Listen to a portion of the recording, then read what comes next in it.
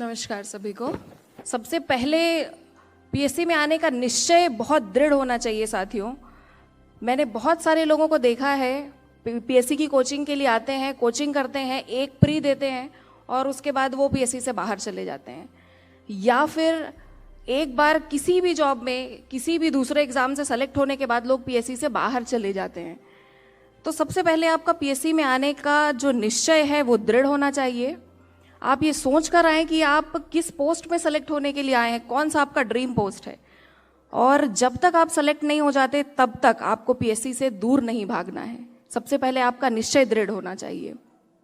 चाहे आपको वो समय कम लग सकता है या ज़्यादा, लेकिन आपको पीएससी में आने का निश्चय दृढ़ रखना है। दूसरी महत्वपूर्ण बात जो मैं आप लोगों से साझा करना चाहती हूँ, आप मार्गदर्शन जिससे भी लें, चाहे वो कोई कोचिंग संस्था हो या कोई व्यक्ति हो जो सफल हो चुका है, आपका उस पर विश्वास जो है वो अटूट होना चाहिए। बहुत सारे लोगों को मैंने देखा है कि आप पहले कहीं सुबह कहीं जा रहे हैं, शाम कहीं जा रहे हैं, किसकी बातों को फॉलो करना है हम यही बहुत अच्छे से नहीं समझ पाते। तो आप चाहे किसी भी संस्थान से आप मार्गदर्शन लें, आपका विश्वास दृढ़ होना चाहिए, उनकी बातों को आप शब्दशः फॉलो कर सकें, इतना विश्वास आपको हो।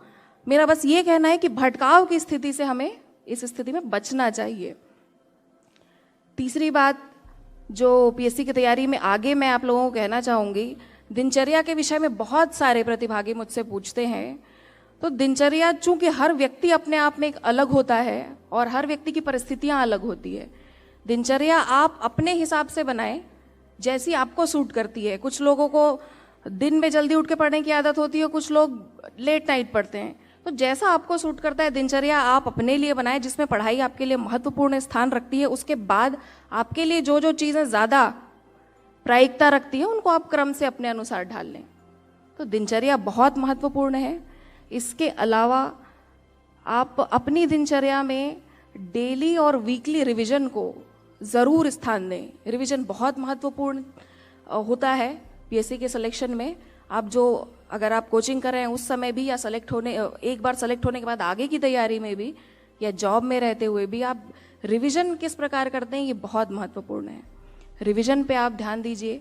विशेषकर मेंस के लिए राइटिंग स्किल डेवलप करने के लिए, बहुत लोगों की, मेरी तो पूरी राइटिंग ही आने और जाने तक बदल चुकी थी।